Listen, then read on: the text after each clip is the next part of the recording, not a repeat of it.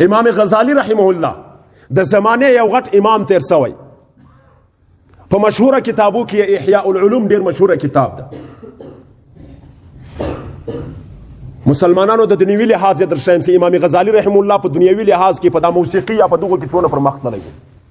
یو وخت یو باچا یو مجلس جوړ کړی ولو، د باچا وزرا هم ناس دي، باچا هم ناس ده، غټ غټ خلک ټول ناس دي، حکومتي خلک ټول ناس دي. یو سپیره سړی هلته راننوتی راغلی، هلته کښېنستی. دا سپیره سړی امام غزالی رحمه الله ده. په دا مجلس کې خلکو وویل دا څونه بې عقل ده، دا څونه بې ادبه سړی ده چې د باچا بې اجازته د باچا او مجلس ته راغلی. امام غزالی رحمه الله څه ناڅه دا اوازې تر غوږ سولې، هلته رباب راځړېدی، ولاړ سو، هغه رباب یې راواخیستی. دا رباب یې په داسې انداز کې وژغوئ، په دې انداز کې یې وژغوئ چې ناست خلکو په مجلس کې ټول وخندل، ټول یې وخندول په دا رباب په انداز باندې. رباب یې بیرته وځړوی، کښېنستی. خلکو په خپل مابین کې سرګوشي سره شروع کړي، ول دا څونه بد سړی دی، دا خو موږ دغه ساده و بې عقل شی خیال پر ولی و، دې څنګه رباب وولی چې ټول مجلس یې وخندوی. یو ساعتکی ناست ولو، امام غزالی رحمه الله بیا رباب ته لاس ور واچوی، رباب یې راواخیستی. دا وار یې په دی جلا انداز باندې وژغوی چې دا ناسته خلکو ټولو وځړل. له باچا رانیولې، د باچا تر هغه کښته خادمه پورې ټول وځړل، ټول مجلس چې دا څه مجمع وه ټولې مجمع ځړل. امام غزالی رحم الله بیرته رباب وځړوی، کښېنستی. خلک حیران سلو چې دا څوک چې دونه ناولده رباب وي. د دریم ځل لپاره امام غزالی رحم الله بیا ور ولاړ سلو، هغه رباب یې راواخیستی. دا دریم وار یې په داسې انداز باندې وولی چې څه مجمع ناسته وه ټوله یې بیده کړله، ټول خلک ورته بیده سول.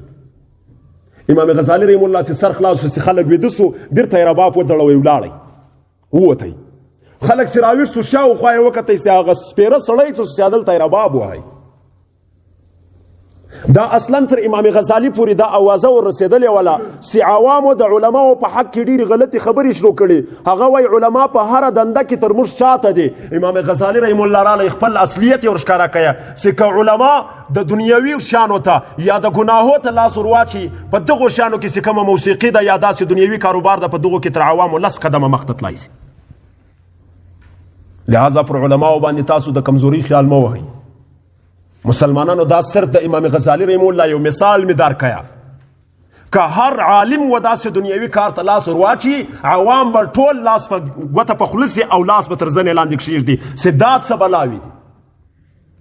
لہذا مسلمانانو خبره دا ده چې ما او تا باید علما که هر قسمه علمای ولو که هغه فاسق د هغه عزت وکړو، هغه د ځان استاز وګڼو، ورسو له هغه څه د دین یو خبره زده کړو چې موږ جنت ته تلل غواړو، څه وکړو، کومه لار اختیار کو. هغه عالم به ما او تا ته سبب راشي، هغه سبب به ما او تا خپلو، پر هغه سبب به ما او تا ځو، هغه سبب چې مکل خپل کوي، الله تعالی اثر مرتبوي، په ورځ د محشر ما او تا ته جنت راکوي.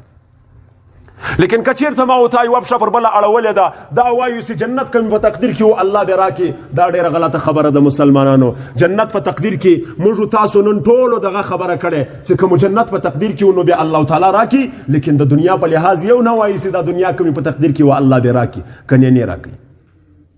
نه، هر سړی په دنیا پسې راوتلی کوشش کوي، لیکن آخرت یې شاته غورځولی. اسباب د دنیا هر سړی اختیار کړي دي، اسباب د آخرت په حساب یې څو کسانو اختیار کړي دي، هغه لا هم والله اعلم هغه نن سبا پټ دي، ښکاریږي نه چې چا اسباب د آخرت اختیار کړي دي. مخکې هم مسلمانانو ما تاسو ته دا واقعه بیان کړې، نن به بیا ضرورت یې رالی، په ضرورت په خاطر به یې درته بیان کوم. حضرت ابو عبیده ابن جراح رضی الله عنه د خلیفه ثالث حضرت عمر فاروق رضی الله عنه په دور کې د شام خلیفہ ول. شام مخکې تقریبا پر څلورو ملکو باندې دغه ولو مشتمل و، دا څلور ملکونه چې وو په دغو کې شام یې یوه صوبه واله، دا نور درې هم صوبې ولې. دی د شام گورنر ولو. یو وخت کې حضرت عمر فاروق رضی الله عنه شام ته رالی. شام ته چې رالی له گورنر صاحب سره یې ولیدل، نو دا چرته ووالی چې دا د دونه ښایسته لکه دمشق ښار چې په شام کې ده د دمشق ښار ګورنر ده چې ښار د دمشق په شانته ښار په هغه زمانه کې په ټوله دنیا کې نه ولو. ته راسه د دې ګورنر به څنګه کور یې څنګه کور به جوړ کړی څونه ګټه بیا اخیستي ته در ذاته د کور وګوره. نو یا ګورنر صاحب ته وویل ابو عبیده ابن جراح رضی الله عنه ته ول زه د ګورنر کور لیدل غواړم. هغه ورته د ګورنر کور ته څه کوي چې ګوره خوند یې نسته. حضرت عمر رضی الله عنه ډیر ټینګښت وکړي وایي زه خامخا ګورم. ابو عبیده ابن جراح رضی الله عنه ورته وایي ای امیر المؤمنین که دې د ګورنر کور ولیده ستا له سترګو به اوښکې راسي مې ګوره. حضرت عمر رضی الله عنه ورته یا زه ضرور ګورم. نو ابو عبیده ابن جراح رضی الله عنه ورته وایي راځه په ما پسې زه دې زما تر کوره پورې ورسوم زه د دې ښار ګورنر یم ته په ما پسې راځه زه به تا ته خپل کور در وښیم.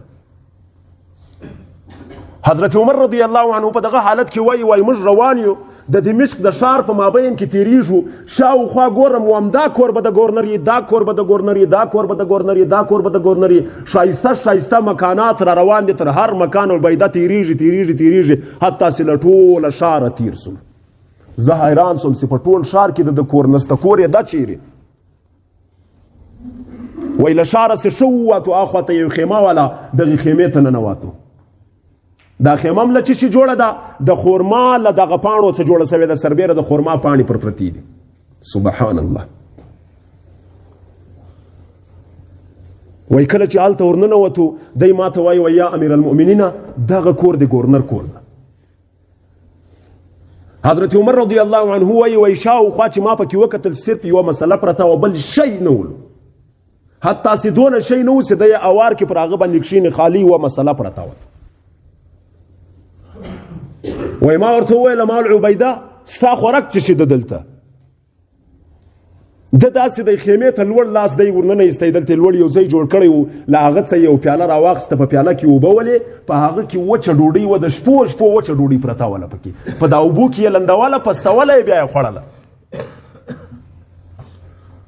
وای ما ته وویل امیر المؤمنین دا ډوډۍ ده دلته یو ښځه د ماتې په پیسو را پخوي د درو یا د څلورو شپو ډوډۍ په پخه کړم بیا زه نه فارغه کېږم له دا ښار د سرکاري له احکاماتو څخه نه فارغه کېږم چې بیا زه هره ورځ په دې ډوډۍ پخوم دا یوه ورځ یې په پخه کړم 4-5 ورځې مې په هغې یوې ډوډۍ ګزاره وي بس څه ناڅه چې وچه سي بیا یې دا اوبو ته ور واچوم پسته یې کړم ویې خورم. حضرت عمر فاروق رضی الله عنه مخدوري اړولی ده دی داسې دی سوکا ورسره راوګرځېدی ورته ویې کتل د هغه اوښکې په ژیره کې را روانې دي. وایي امیر المؤمنین ما نه درته ویل مال د ګورنر کور مه ګوره ستا له سترګو به اوښکې راسي.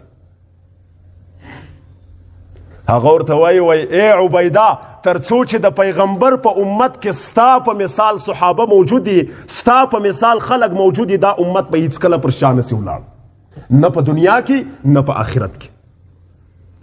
مسلمانانو موږ او تاسو ته هغه خلک ویاړ دي زموږ او ستاسو فخر تیر سوي دي هغه خلک. حضرت ابو عبیده ابن جراح زموږ او ستاسو نن سماو تا دلته ناست یو د هغه برکات د هغه اثر د سماو تا نن دلته ناست یو او دا نارې اوسي اسلام اسلام اسلام دا اسلام ما او تا ته را رسېدلی د ابو عبیده په ذریعه ده. لیکن ما او تا ابو عبیده څونه شاته غورځولی ده. ابو عبیده هغه سړی د سي ټول ښار یې په لاس کې ده چې څه یې زړه وغواړي هغه دی ځان ته حاصلولی سي لیکن نه حاصلوي. لیکن ما او تا ته الله ښار څه کوي د ښار یو پټ مځکه یې نه ده راکړې ما او تا شپه ورځ یو کړی ده په دنیا پسې وتلي د دنیا مینه مو زړو ته وراچولې آخرت مو شاته غورځولی د دنیا اسباب پسې راوتلي د آخرت اسباب مو غورځولي دي شاته هغه مو هیر کړي دي. وجه څه وجه ده؟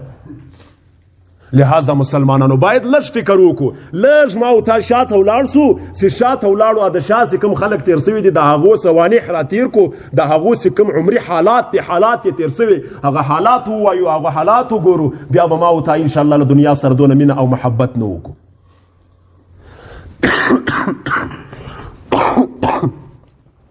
لہذا مسلمانانو الله تعالی دی وکړي چې موږ او تاسو اسباب د آخرت اختیار کو اسباب د آخرت باندې الله وعده را سره کړی ده پاتې سو اسباب د دنیا سي د الله وعده نه ده کړی اختیار یې کوي نه متن راګرځوم چې د دنیا اسباب مې اختیاروي لیکن لږ اعتدال پکې وکړه لږ میانروي پکې وکړي لږ اقتصاد پکې وکړه څه ناڅه دغه اسبابو ته توجه کمه کړه د آخرت کوم اسباب دي هغه ته توجه زیاته کړه. د دنیا اسباب وګټي مسلمانانو بالکل بې دغه ما او تا زندگی نسو تیرولای سي د اسباب د دنیا نه کو حاصل کما او تا پر پور کښینو سي ماښام ته الله ما او تا ته غله راکوي بېشکه الله تعالی راکوي لیکن سبب بیا هم الله مقرر کړی دغه سبب باید ما او تا اختیار کو خو دونه نه سي تر هغه سببه پورې مو الله یېرسي دونه نه سي تر هغه سببه پورې مو د الله رسول یېرسي دونه نه سي تر هغه سببه پورې مو جنت و دوزخ و آخرت یېرسي تر هغه سببه پورې مو مرګ یېرسي نه مسلمانانو باید څه نه څه دا بلې خوا ته هم مخ راواړو بېشکه د دنیا اسباب اختیار کوي خو د آخرت اسباب مه هېروئ مسلمانانو د آخرت پر اسبابو الله وعده کړې ده ومن اراد الاخرته چا سې اراده د آخرت وکړه وسعا لها سعیها او د آخرت لپاره یې کوشش هم وکړه وهو مؤمن او دی مؤمن هم ولو د ایمان په حالت کې د آخرت لپاره کوشش وکړي الله وایي فاولئک کان سعیهم مشکورا د دغو خلکو چې کوم کوشش ده د دغو خلکو چې کوم محنت ده دا مقبول او مشکور ده دوی ته به دغه محنت په بدل کې الله اجر او ثواب ورکوي ونزيد له في حرثه الله د صرف د هغه اجر پر برابر د هغه کار د کوشش پر برابر هم ثواب نه درکوي تر هغه زیات درکوي لیکن په دنیا کې کما او تا ولاړ سو 15 غنټې لا دغه وکړو او دلته دا رواج یې د 15 غنټو په کار کې بدل کې تاسو 600 روپۍ درکوي 15 غنټې ما او تا کار وکړو په دنیا کې یو سړی نسته سیمه او تا 1000 روپۍ راکړي هغه 600 را حسابي لیکن الله تعالی د اخروی اسباب پر بدل کې الله تر هغه سبب باندې چې څونه مرتب کیږي تر هغه څه زیات راکړي الله تعالی دې وکړي چې موږ او تاسو پر دغه خبرو باندې عمل وکړو واخر دعوانا ان الحمد لله رب العالمين